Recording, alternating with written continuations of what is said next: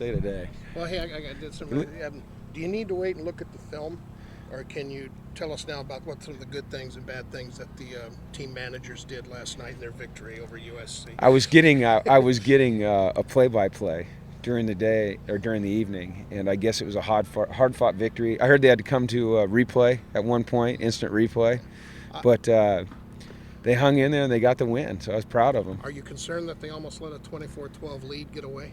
Was it 24? I knew it was 7-1 or 7-0 at the end of the first, and then 24-12. they didn't send me the 24-12. So Yeah, I was about to drive over here and there's give some them a things pep that need talk. to be cleaned up. No, I think it's the last game of the year. They got to win. It gives us something to work on for next year. You're not going to play Stanford? They No, don't play you guys? I don't think so. Okay. I wasn't aware of that ritual, and I think that's pretty neat that they do that. Everybody here, the bands, everybody plays. In fact, the Is that right? Sports writers want to have a game, but we never get past the bar to go play. Wow. Yeah, I thought that was pretty great. They told me about that 2 days ago. I was like, that's pretty neat. In other words, I got no questions to ask you about this game. Yeah, I can tell. Obviously, I've answered them all. Marquise Lee one more time. He was yesterday. He's out? Yeah, no. Oh. Yesterday he got up to being the maybe the best ever. Is he the best in the universe? I know that sounds like I'm exaggerating a little bit. I've been privy to seeing quite a few good receivers. And when you're a defensive back coach, you coach a lot of great receivers against a lot of great receivers, and I don't believe I'm overstating it when I think that he'd be an impact player right now at the next level. It's what he is. I was hoping that they made a mistake and he was a junior and he could come out this year, but understand that he's only a sophomore. We'll have to face him a couple more times. Any comment that Florida State has sided with USC and they're going to send their Seminole mascot out to the game to throw the spear into the ground? I don't know. Look, like I said, I'm worried about one thing, and that's what happens between the lines during the game. So. What have you thought about this week and the manager game and all the hoopla that's tonight? You got the pep rally and all that kind of stuff. Yeah, it'll be fun. The pep rally or the bonfire pep rally tonight. I haven't been to one. We didn't have those back in the ancient days when I played. Had they invented fire at that point? I think that they were just working on it. It's great. I mean, it's college sports. It's invigorating. It's unique. It's fun. It's not something I've been a part of, and I enjoy it. I really enjoy it. How does it play into make it more difficult to keep this normal week? It doesn't, because it doesn't really affect our players. I think a few of them came out here and watched the game, but they're still going to school and they're still hitting their tutoring and their mentoring appointments and study table, and it's been a pretty normal week for us. I mean, we haven't changed anything at all, so it's been good. The only aberration from what we normally do will be the bonfire tonight, which I think they'll really enjoy. With all the things on the line this weekend, this game, what do you keep telling your team? What is the message that you want to drive home to them? I think probably the most constant message I've given them is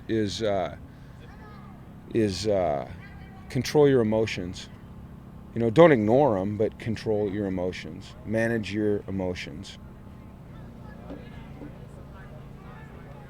Has all the lead up in the week with all the hoopla and the big game coming up, has that been about what you've expected around campus, or has it surprised you? It's been, honestly, the hoopla is out there. You know what I mean?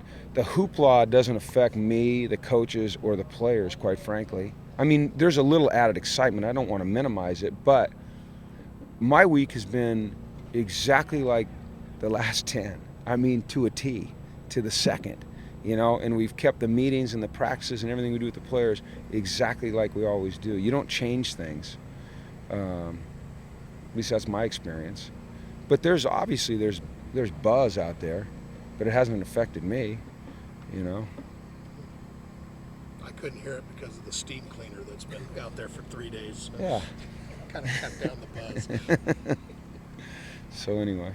These are two really good pass rushing teams. Yeah. How important is it going to be getting to Matt Barkley, or how important is it to protect Brett? I guess as far as this game's result goes. Both are very important, and hopefully we make it hard for them to get to Brett.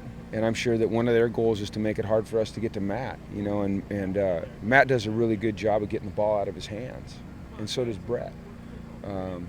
That's one thing that Brett needs to improve on and will improve on as he gets experience, is knowing when to just either throw it away or make a quicker decision. But the key to being able to rush the passer is getting him into situations where, you know, you've got him in passing situations. So, you know, we got to win on first down and get it to second and long, win on second down, keep it third and long, and then, you know, have a chance to rush. But if it's always 3rd and 3 and he can take a 3-step and get rid of it, doesn't matter how well you rush the passer, because you don't have a chance to get there. What have you seen on the tape that changes with Barkley when teams do get pressure on him? Oh, I mean, he's no different than any quarterback, other than that, and I don't mean that disrespectfully. I mean, quarterbacks at all levels are affected by pressure. It's just natural, because there's hands in the throwing lanes. There's bodies that are closer to them. You know, it changes the trajectory that they have to throw the ball at. There's not as many lanes to throw it through. They might have to throw it quicker. So I think no matter if it's Matt Barkley, or it's Tom Brady, or it's Drew Brees, or it's Brett Hundley, you know, pressure can affect them. Does it create a little tunnel vision sometimes? I don't know. I mean, you'd have to ask Matt what it creates for him. You know, He's not coming out here. I have not met Matt yet, so I don't know. He wears 7. He'll be the guy wearing 7. Yeah. Oh, I know who he is. I just haven't. I really honestly haven't had the pleasure of meeting him yet. I know I'll get a chance on Sunday, and I'm looking forward to just shaking his hand. I have a lot of respect for him. Does Matt have an inherent advantage over Brett in the sense that he's played in a rivalry game like this before, or is that kind of big of a deal? I mean, he has an advantage because he's played a lot more games. You know, Brett's played 10 games. How many has Matt played? You know, who knows? Does anyone know? A lot. He's played a lot.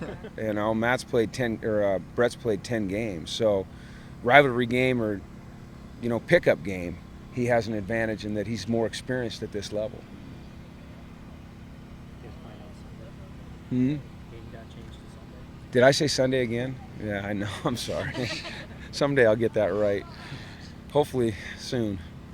You mentioned the experience. Obviously, Matt Barkley has played in a lot more games, and these guys have not made it this far, you know, in a few years, and none of these guys on this team have made UC. Right. So at this point, what advantages do they have as a young team going up against a more veteran team like UC? What advantages do we have or do they have? No, do you have? Well, that's an interesting way to pose that question right there. You caught me off guard. I don't know. I mean, I don't know that either team has a great advantage. I think people put too much stock in the past. You know, what's happened prior. For us, this is just it's the next game. It has nothing to do with last year's game, and it'll have nothing to do with next year's game. It's just this year's game. I haven't thought of it in those terms of what advantage we have or what advantage they have. I just, you know, I think it always comes back to getting yourself in the right frame of mind and going out and executing and playing hard, taking care of the football, you know, doing the things that you're trained to do, managing the environment. You know, it's going to be intense in there. You know, having the maturity to be able to handle that. It's going to be chaotic during the game at times, you know, having the maturity to handle that. So I don't know about advantage or disadvantage. Have you had to address last year's game at all, or have you just kind of avoided it completely this week? I haven't avoided it. I just don't care about it. Dr. White. So, okay? Yeah. All right, thanks.